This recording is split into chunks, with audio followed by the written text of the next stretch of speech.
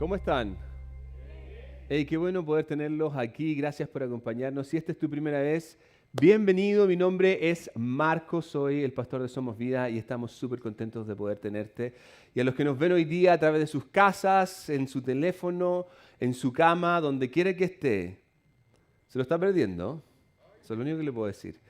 Pero, en fin, quiero darle las gracias por su apoyo, por estar aquí con nosotros. Hay varias cosas que se vienen que vamos a estar informando dentro de las próximas semanas y no se puede perder las noticias que se vienen, ¿ok? Así que esté atento a todo eso. Pero hoy día, algo que va a estar pasando es que vamos a concluir esta serie que comenzamos hace algunas semanas atrás que titulamos Mejores decisiones, menos decepciones. Y la intención un poco de esta serie, tal cual como hemos estado hablando durante las semanas, es poder profundizar en esta idea de que cada uno de nosotros hemos experimentado, de que significa el hecho de que nuestras decisiones muchas veces nos llevan a repercusiones que no queremos.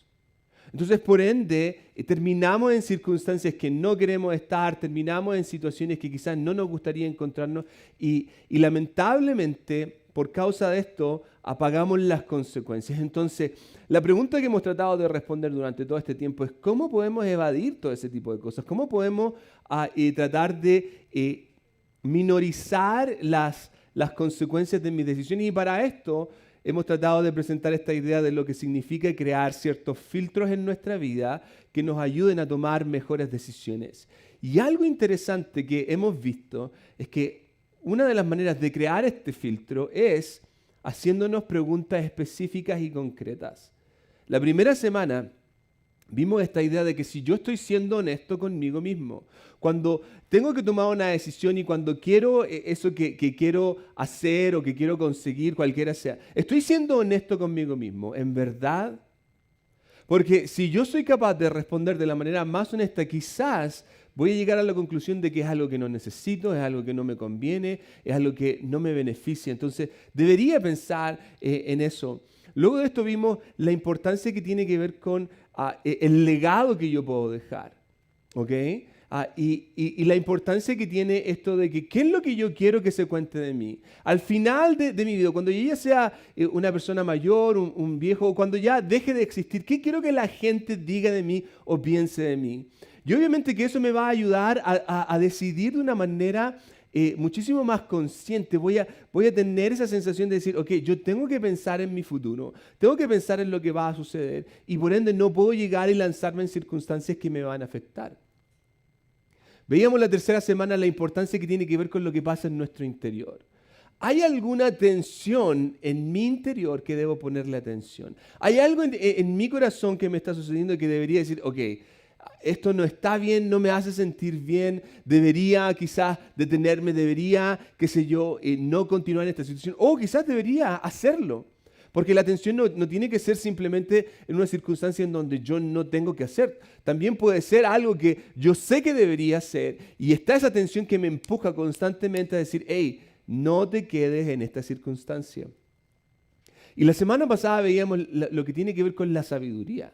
El usar la sabiduría como un medio para tomar las decisiones correctas. ¿Qué es lo más sabio que debería hacer en base a mis experiencias pasadas, en base a mi contexto presente, en base a mis sueños futuros, mis anhelos? ¿Qué es lo más sabio que debería hacer?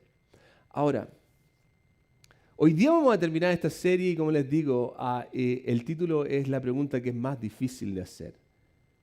Esta pregunta que hoy día yo les voy a plantear es la pregunta más difícil, pero antes de ir a eso, yo siento que una de las cosas que nos pasa en general tiene que ver con el problema de seguir reglas. ¿Sabe cuál es el problema de las reglas? Es seguirlas. Cuando yo tengo reglas, el problema más grave de las reglas es que tengo que seguirlas.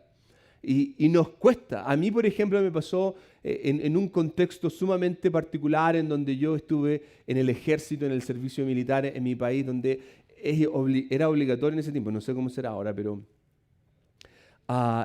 sufrí particularmente porque tenía que seguir una serie de reglas. Tenías que pararte de cierta manera, tenías que responder de cierta manera, tenías que comer de cierta manera, tenías que dormir de cierta manera.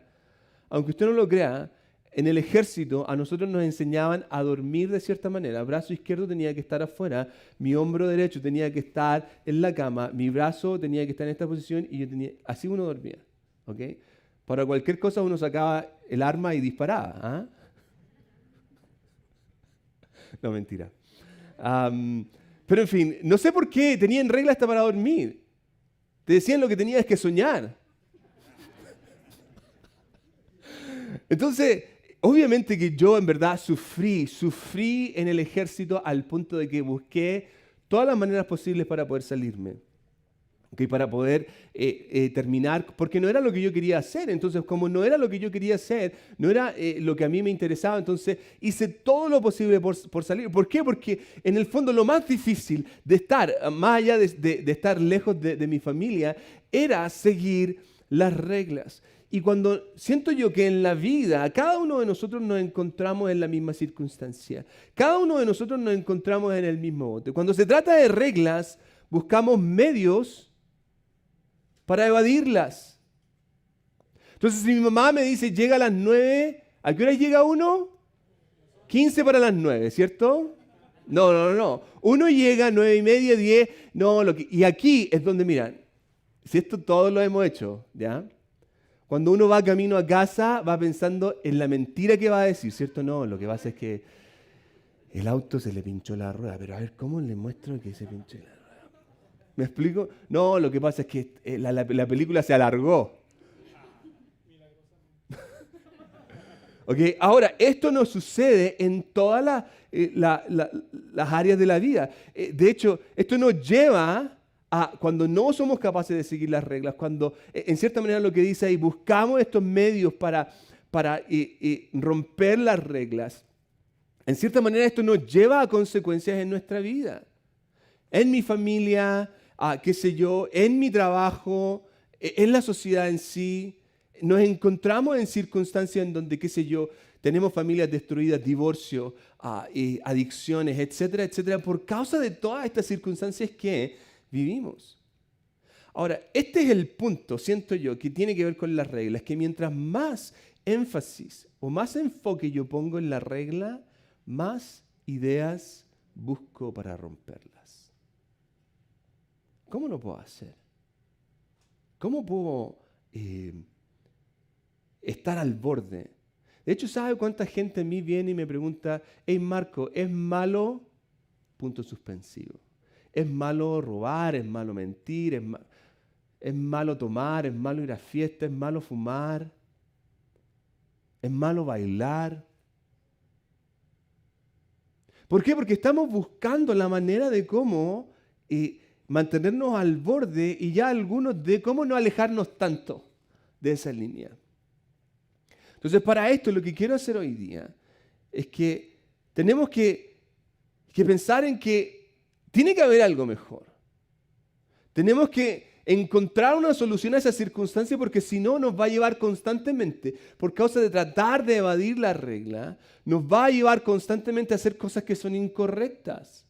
Porque las reglas son un beneficio, nos van a ayudar en distintas circunstancias. Entonces, tengo que buscar la manera. Y para esto, la pregunta que yo les voy a plantear hoy día es la respuesta a esta situación. Pero antes de llegar a la pregunta, yo quiero que profundicemos en una historia que nos va a presentar el contexto a todo esto. ¿Okay? Entonces, el contexto de esta historia en sí se basa en cuando Jesús ya había resucitado.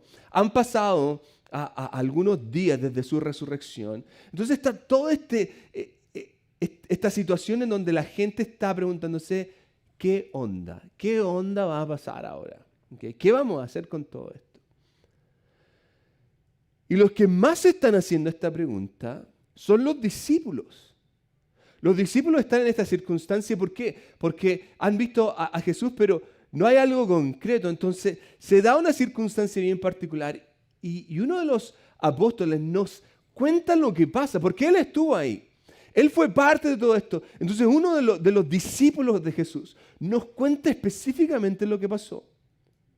Y quiero que observe lo que Juan, el discípulo de Jesús, nos dice referente a esto. Juan capítulo 21, versículo 1. Más tarde Jesús apareció nuevamente a los discípulos junto al mar de Galilea.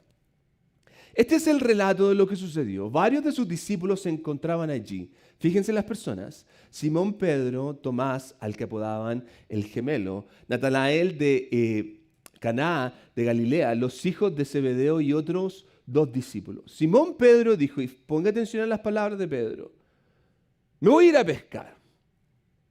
Y el resto dijo, nosotros también. Y se fueron. Así que salieron en la barca, pero no pescaron nada en toda la noche. Algo que a mí personalmente me llama la atención es que, recuerde, en este punto, ellos han experimentado varias cosas. Vieron a Jesús morir. Por muchos años, 3 años específicamente, habían abandonado su trabajo normal, su forma de vida. Y hoy día están en esta situación en donde han decidido volver a pescar. Pero no solamente han dejado de trabajar por 3 años, no solamente vieron a Jesús morir, sino que también ya han experimentado ver a Jesús resucitado. Y en este contexto, en medio de toda esta circunstancia, lo que se viene a sus cabezas es, vamos a pescar. Versículo 4 continúa y dice lo siguiente.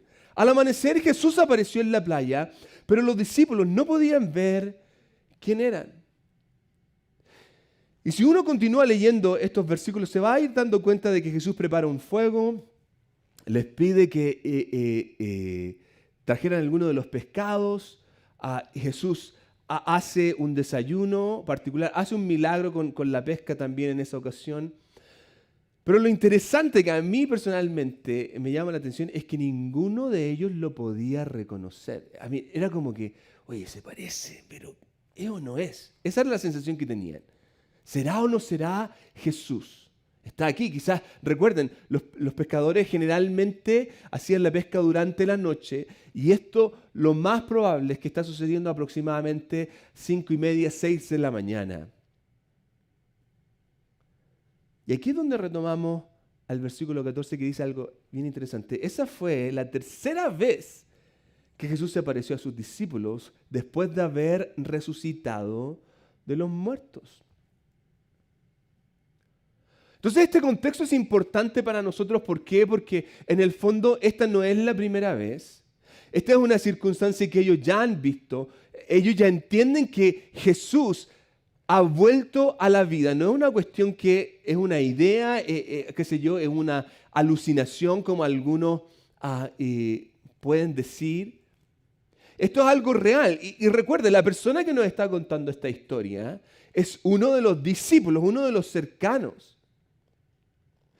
Y aquí quiero llevarlos a la interacción que se da en medio de toda esta circunstancia, ¿ok?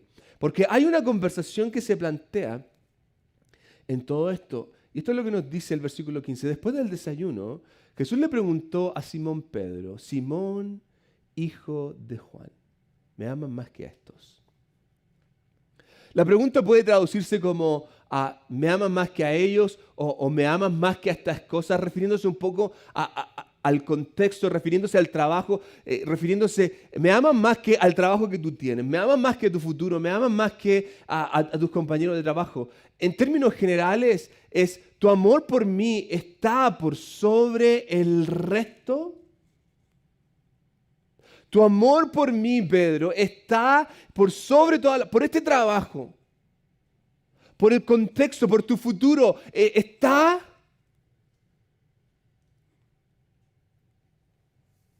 Ahora, cuando nosotros pensamos en esta pregunta y nosotros somos confrontados con esta pregunta, la mayoría de los que tienen un contexto cristiano o qué sé yo, tienen familiares, si tuviéramos a Jesús presente hoy día aquí, Jesús nos estuviera haciendo la pregunta a nosotros automáticamente quizás diríamos, sí, sí, te amo más que mi trabajo, te amo más que mi familia, te amo más que mis sueños. Mi amor por ti, Dios, está por sobre todas las cosas, pero obviamente que la realidad puede decir algo completamente distinto. A menos que nosotros no fuéramos cristianos, responderíamos de la misma manera como Pedro lo hizo. Así como Pedro responde, sí, Señor, respondió Pedro, tú sabes que te quiero. Ahora, hay muchas ocasiones en que nos enfocamos en la diferencia de palabras. Aquí hay un juego de palabras que se da, ¿ok? Jesús le dice, Pedro, ¿me amas? Y Pedro le dice, sí, te quiero. Y este contexto que nosotros los hispanos logramos entender porque tenemos esta diferenciación entre lo que es amar y lo que es querer, ¿cierto? ¿Se acuerdan cuando éramos novios y ¿lo amas o no? No, yo solamente lo quiero. ¿Ah? Es distinto. Amar es distinto a querer. Es lo mismo. La palabra en griego aquí de amar es logos, ágape, y la palabra quiero es fileo. Jesús le está preguntando a Pedro, Pedro, ¿tú me agapao a mí?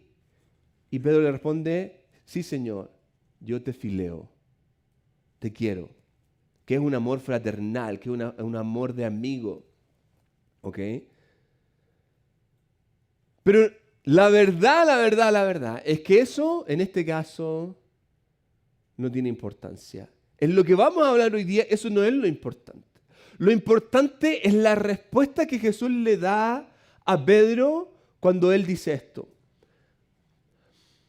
Sí, Señor, contestó Pedro, tú sabes que te quiero. Entonces, y este entonces tiene que ver con que, ok, si tú en verdad me amas, alimenta a mis corderos. Ahora, este es un contexto bien pastoral desde el punto de vista del trabajo de un pastor, de un individuo que cuida ovejas. Si tú me amas a mí, que soy el dueño de todos estos animales, desde el punto de vista pastoral, ¿ok? Desde el punto de vista del ganado. Entonces, si tú me amas a mí, guarda de mis animales. En términos para que nosotros hoy día, cada uno de nosotros, no importa el contexto, lo podamos entender, Jesús está diciendo, si me amas, exprésalo amando a otros. Si tú en verdad me amas a mí, muéstrame que me amas amando a otros. Ahora usted sabe, quizás si ha leído esta historia y conoces de este contexto, esta pregunta se repite 2 veces más y muchos eruditos teólogos concuerdan en esta idea de que la pregunta quizás se hace 3 veces en referencia a una restauración que Jesús está tratando de hacer en la vida de Pedro, porque Pedro lo había negado 3 veces. Pero la respuesta es siempre la misma, sí, Señor, te quiero, y Jesús le dice exactamente lo mismo. Guarda, cuida a mis ovejas. Jesús está presentando una manera horizontal de relacionarse con Él. No se trata de lo que yo puedo hacer por Él o las cosas que yo puedo hacer para impresionarlo a Él. Se trata de cómo yo me relaciono con otros en la manera en cómo yo muestro mi amor a Él. En palabras simples lo puse así. Tu amor por mí, esto es lo que Dios está diciendo, tu amor por mí tiene que mostrarse en tu amor por otros. Y esto nos debería llevar a reflexionar a lo que tiene que ver con nuestra última pregunta. Porque la última pregunta que hoy día vamos a plantear se basa en lo que tiene que ver con la relación o con las relaciones. Y esta pregunta es súper simple. ¿Qué requiere el amor de mí? Como les digo, esta pregunta puede ser sumamente simple y se asemeja un poco a un padre que hace todo lo necesario por su hijo o por sus hijos. ¿Por qué? Porque eso es lo que el amor requiere de él. Esta pregunta es la que requiere más de nosotros. Esta pregunta es la que todos quizás conocen, todos saben. Ama a tu prójimo como a ti mismo, ¿cierto? Todos lo hemos escuchado, no importa si eres de iglesia o no. Si esta es tu primera vez pisando una iglesia, tú has escuchado este concepto, esta idea que algún hombre religioso en alguna ocasión dijo, ama a tu prójimo como a ti mismo. Es la regla. Todos conocen esta idea, pero pocos responden a ella. De hecho, quiero que entiendas esto, para los que nos llamamos cristianos, esta pregunta nos va a mover del carácter centrado en el yo al carácter de Cristo. Esta es la pregunta que va a marcar la diferencia en el resto de mi vida. Esta va a ser la pregunta que te va a ayudar a entender por qué yo debería venir a la iglesia. Esta es la pregunta que te va a ayudar a responder si yo debería ir a bailar o no, o si yo debería acostarme con esa chica o con ese chico, o si yo debería hacerme adicto a la pornografía o dejarla. No se trata de lo que dice la Biblia, porque usted sabe que no la seguimos. Y porque si en el fondo nosotros somos juzgados en base a lo que la Biblia dice, la ley nos condena, porque ninguno puede cumplirla. Pero cuando soy capaz de tomar esta pregunta y responderla de la manera más honesta posible, entonces hago una diferencia. Ahora yo sé que hay algunos que pueden estar aquí y decir, pero ¿por qué yo debería responder a esta pregunta? ¿Por qué yo debería tomarla? Y esto no es para cualquiera, ¿ok? Esta pregunta no es para ti si tú no quieres ser o no eres un seguidor de Cristo. No es para ti. No te canses. Sé egoísta. Si tú no eres un seguidor de Cristo, sé egoísta. Vive para ti. Vive para ti mismo y trata de cumplir, de construir, tu propio imperio y tu propio ideal de lo que es mejor. Hazlo. No seas tonto, en verdad. Pero si tú te dices ser un seguidor de Cristo, tú deberías entender que esta pregunta es radical y trascendental para nosotros. Jesucristo dijo en Juan capítulo 13, versículo 34, ahora les doy un nuevo mandamiento, ámense unos a otros. Tal como yo los he amado, ustedes deben amarse los unos a los otros. No como yo creo que se debería amar, sino de la manera en que Cristo nos amó a nosotros. Y aquí, en este punto, en este mandamiento que está aquí, es donde nosotros vamos a ver la diferencia entre un individuo cualquiera que usa la camiseta que dice soy cristiano a un cristiano de verdad. Este principio es el que va a marcar la diferencia en tu vida. Si tú quieres ser un seguidor de Cristo, no un religioso más, ¿sabes cuántos religiosos hay? Millones. No necesitas llenar ningún formulario para unirte.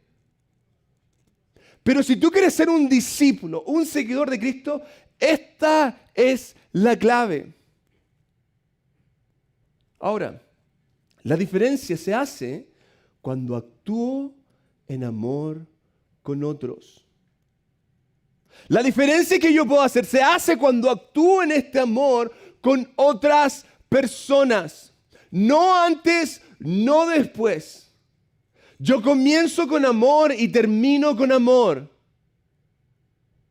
¿Por qué yo debería compartir con otros? ¿Por qué yo no debería mentir? ¿Por qué yo no debería ser adicto a una droga o a la pornografía o cualquier cosa que me pueda crear una adicción? Por amor al otro. Pregúntale a cualquier padre, si tú no eres padre, pregúntale a cualquier padre cómo se siente él o ella cuando alguien trata increíblemente a sus hijos. Cuando los trata bien, los pone como prioridad, les da el plato más grande, les da el regalo más increíble. ¿Cómo uno se siente cuando alguien trata bien a sus hijos? Ahora, pregúntele la pregunta opuesta. ¿Cómo se siente uno como padre cuando alguien trata mal a uno de sus hijos?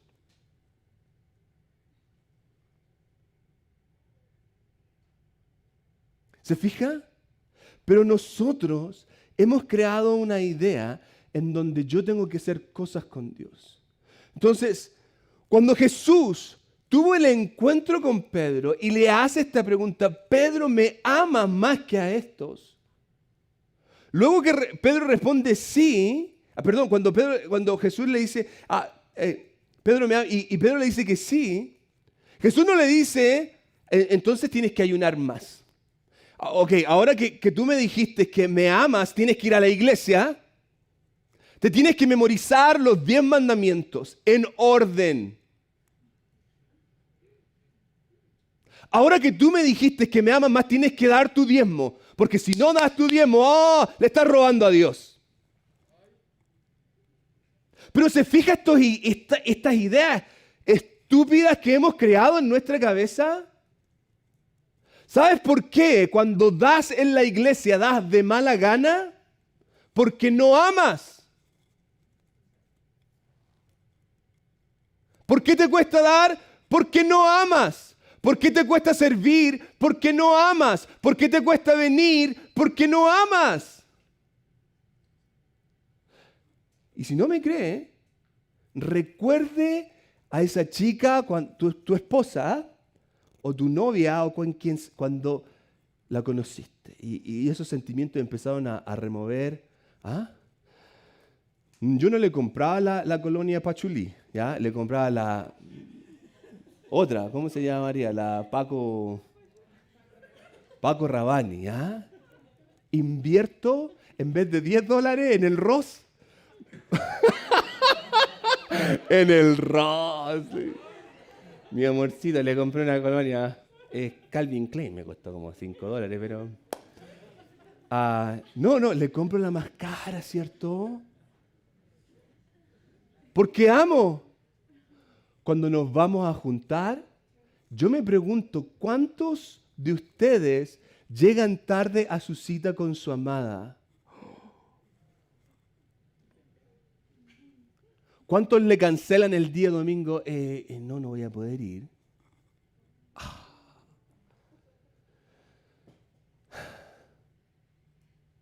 ¿Se fija?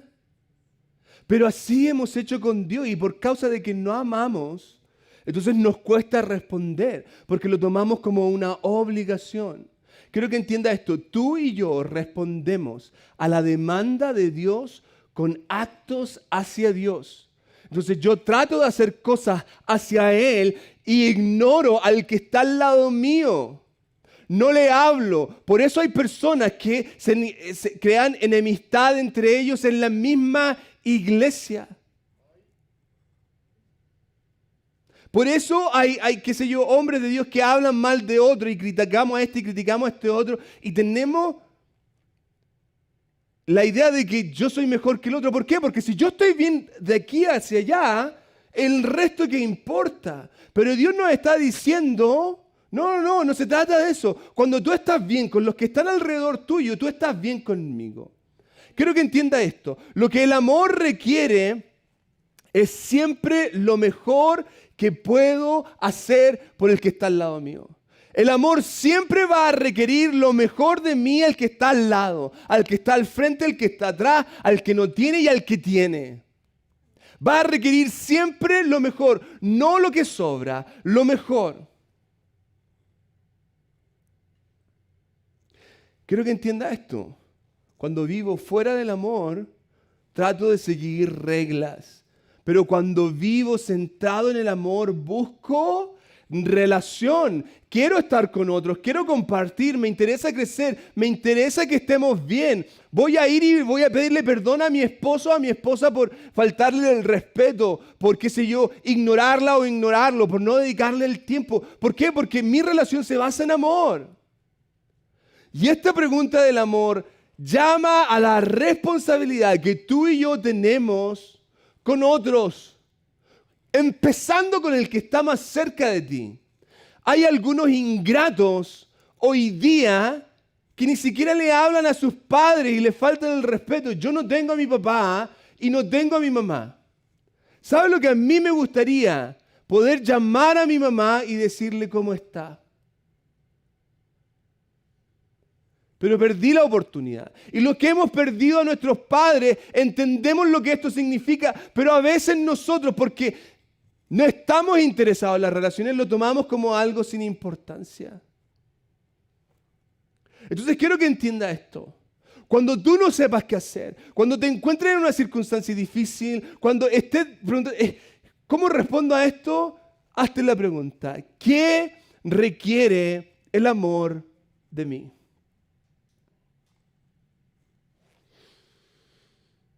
No tengo que la necesidad de preguntarme qué dice la Biblia.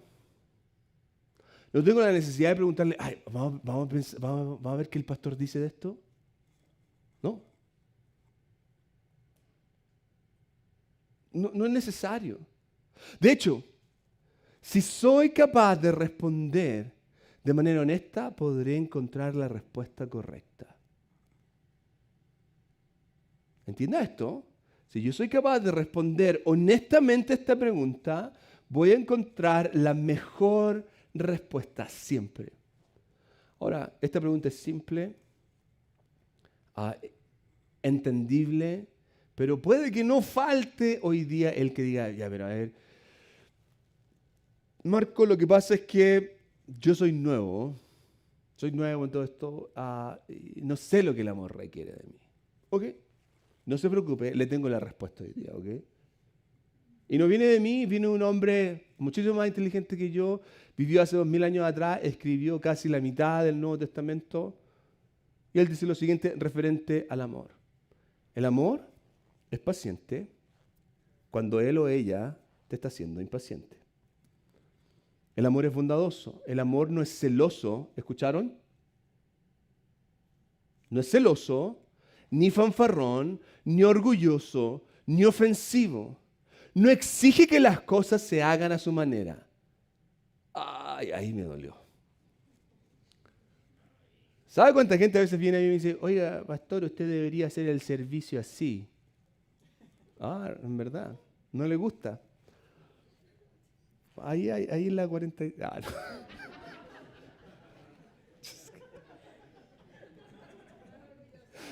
No orgulloso, bien, gracias hermana. No exige que las cosas se hagan a su manera. No se irrita, ni lleva un registro de las ofensas recibidas. Esa está buena. No lleva registro de las ofensas. Mujeres, cuando se trata de historia, ustedes son muy buenas. No se alegra de la injusticia, sino que se alegra cuando la verdad triunfa. Fíjense en esto, porque cuando Donald Trump ganó 4 años atrás, le hacíamos así a los que habían perdido y hoy día que Donald Trump no está, el otro lado... ¿Qué es lo que triunfa? ¿Un individuo o la verdad? Esa respóndala solito usted, ¿ok? El amor nunca se da por vencido, jamás pierde la fe, siempre tiene esperanzas y se mantiene firme en toda circunstancia.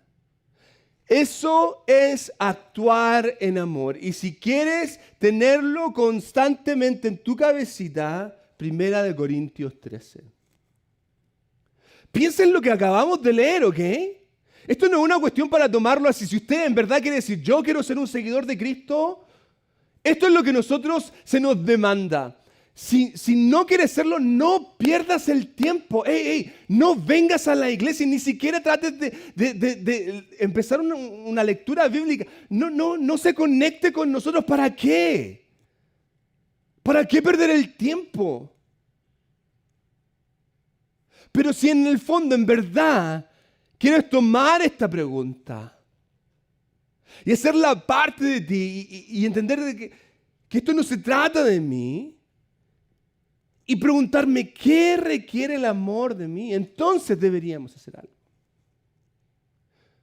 Pero a la misma vez, y este es un punto para todo el mundo, blanco, negro, amarillo, cristiano, no cristiano, Buda, musulmán, el que usted quiera. Si usted está aquí, si usted me está viendo, quiero que entienda esto.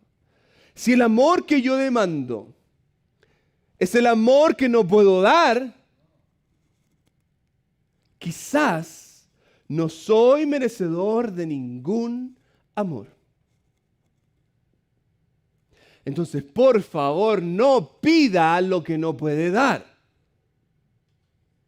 Ahora, ¿sabe qué es lo más increíble de todo esto? En que a pesar de que yo no soy merecedor de nada, Él me lo da todo. Por lo mismo, para terminar, comenzando este año 2021, en medio de la pandemia, en medio de un cambio de gobierno completamente trágico y complejo. ¿Qué requiere el amor de mí hoy día?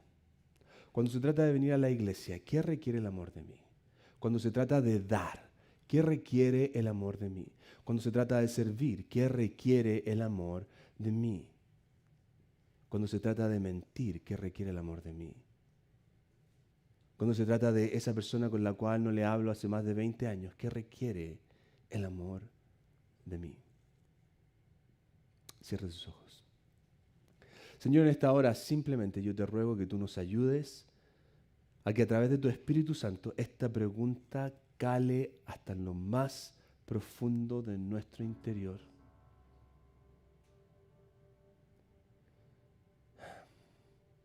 Señor, que no falseemos una respuesta, Señor, sino que podamos ser lo más honestos. Aquellos que nos llamamos ser seguidores tuyos, aquellos que nos decimos ser, Señor, tus discípulos, que este sea nuestro modelo, que requiere el amor de mí. Mientras todos los ojos están cerrados, yo necesito hacer esta pregunta. Porque puede que haya alguien hoy día, puede haber alguien que me esté viendo que necesita hacer las paces con Dios y que está sintiendo el desafío en su corazón de decir, yo quiero ser un discípulo de Jesús. Yo quiero tomar este desafío de decir, el amor que Dios me pide es el amor que tengo que dar a otros. Entonces, si tú estás aquí y quieres hacer las paces con Dios, quieres entregarle tu vida a Cristo, hoy día es la oportunidad, no mañana, no más tarde, hoy día. Entonces, si tú estás aquí, levanta tu mano ahora ya. Hay alguien que quiera decir, yo quiero entregar mi vida a Cristo hoy. Veo tu mano, gloria a Dios. Hay alguien más, veo tu mano. Hay alguien más que quiera decir, yo necesito entregar mi vida a Cristo. Gloria a Dios, veo tu mano. Hay alguien que me está viendo y que está diciendo, yo necesito, Marco. Y ahí donde estás, quiero que hagas esta oración. Dile, Señor Jesús, perdóname, me arrepiento, soy pecador, soy pecadora. Ayúdame, Jesús. En esta hora, yo te entrego todo lo que soy, todo lo que tengo, Señor. Reconozco que tú moriste en una cruz, resucitaste entre los muertos y hoy día vives. Hazme una nueva criatura, Señor. De ahora en adelante quiero vivir para ti y por ti. En el nombre de Cristo Jesús. Amén y amén. Demos un aplauso a los que hoy día han dado este paso. Gloria, gloria a Dios.